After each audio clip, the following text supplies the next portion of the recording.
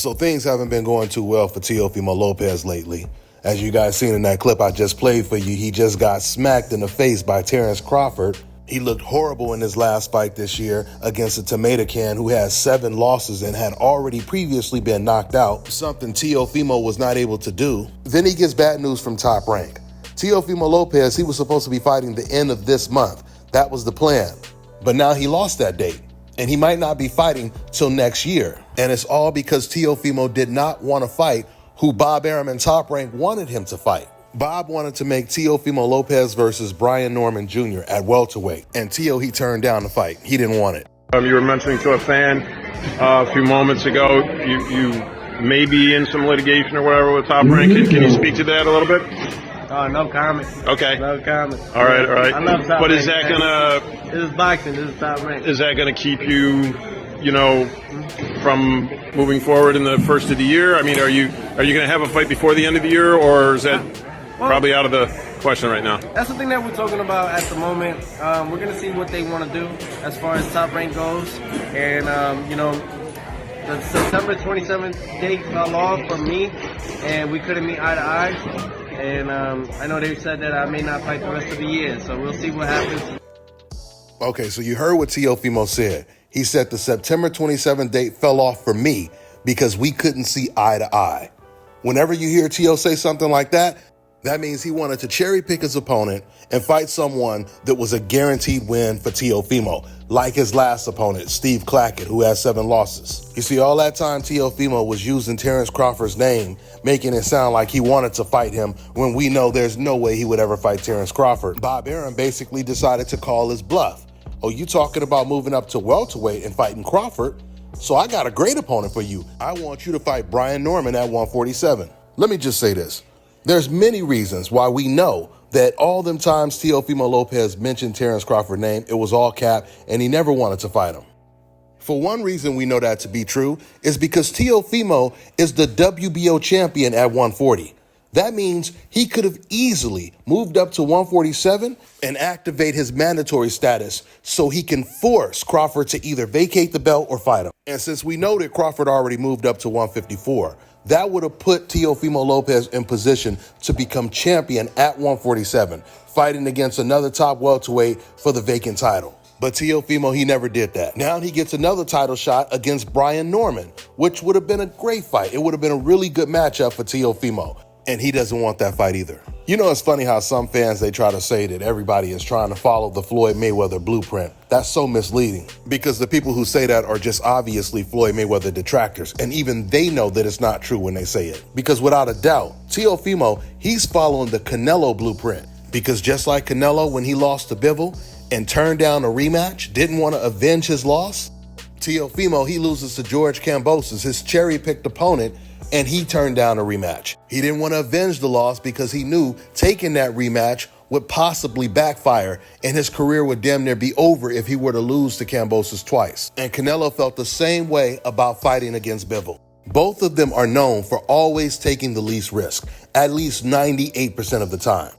One of the only differences, though, from Teofimo and Canelo is Teofimo, he's not a star attraction. He can't draw, he can't sell tickets, and that's because he didn't have the luxury of losing to Floyd Mayweather like Canelo Alvarez did, which is what made Canelo a star. Because before Canelo fought Floyd Mayweather, he was fighting on Floyd Mayweather undercards, and nobody knew who he was outside of Mexicans. This is when I lived in Las Vegas and I used to cover the fights. And white people around me, some black people, they would be asking, who's this guy? You see, the thing is, once again, Teofimo, he wants to be like Canelo.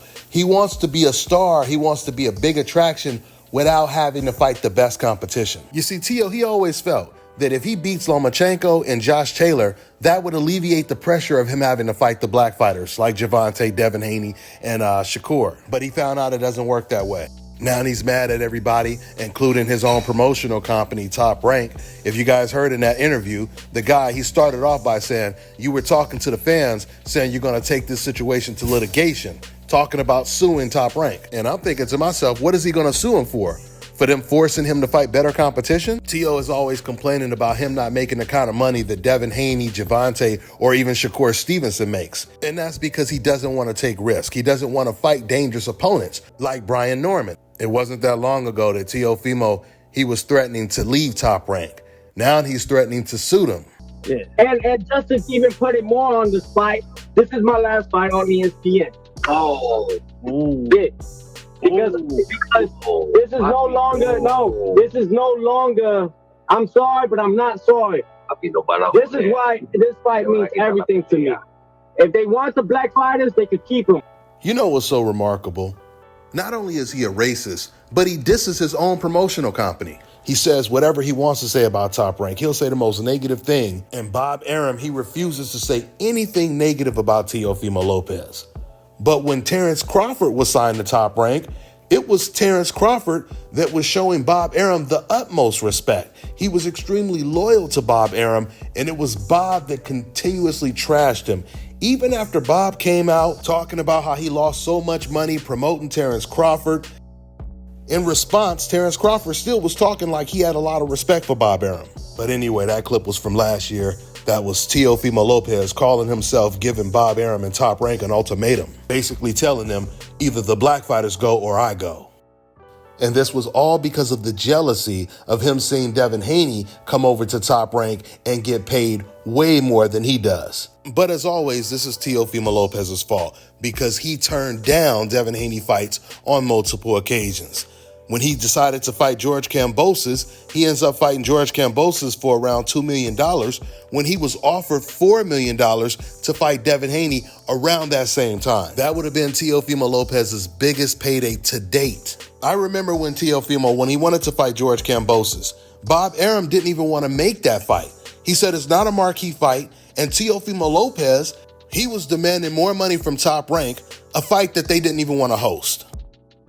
This was an article written on 3kings.com, 3kingsboxing.com. So the article reads, the date and time of the bid is February 18th. This was due to a failure to reach a deal for the fight. According to the champion's promoter, Bob Arum, the issue was not between him and Kambosos' promoter, Lou DiBella. Arum explained that there was a stalemate between him and Lopez. Now, this is when Bob Arum comes in. He says, we haven't been able to reach a deal for whatever reason. And this is not a marquee fight. If somebody outbids us, it's fine. I don't care. It's fine. We get a percentage of Lopez depending on the bid. That's the deal. Every promoter has that in their contract. And so be it. The fight will happen. Somebody will buy it. And like I told you guys, Teo, he was demanding for more money to fight a guy that nobody wanted to see him fight. But then when he was offered double the money that he made in the Kambosos fight to fight against Devin Haney, he turned down the fight. At the end of the day, Teo has nobody to blame but himself when it comes to his failures. That's all I got for now, guys. I'm on to the next one. Let me tell you guys about Issa Israel Law Firm. It is a full-service legal practice based in Denver, Colorado, an emerging hub for combat sports and high-altitude training. If you're a fighter inside or outside of the ring and you need a law firm you can trust to fight for you, visit thefighterfirm.com or email help@iilawfirm.com. Legal representation is usually limited to plaintiffs or defendants in Colorado, but iFirm can help anyone in the world with trademarking their business name, logos, and U.S. immigration issues. This brother has been my attorney for a while and helped guide me through all kinds of business and civil issues, so make sure you guys go to thefighterfirm.com. All right, now check this out, guys. If you're looking to repair eczema scars, burns and bruises, dark spots and blemishes, fever blisters, diabetic ulcers, this right here is the perfect product for you guys. It's called LO Deki Face and Body Oil. Athletes and top-ranking boxers, they're also using it after training to reduce swelling, inflammation, and to ease the pain. So get yours today. Go to lodeki.com, like them on Facebook, and follow them on Instagram.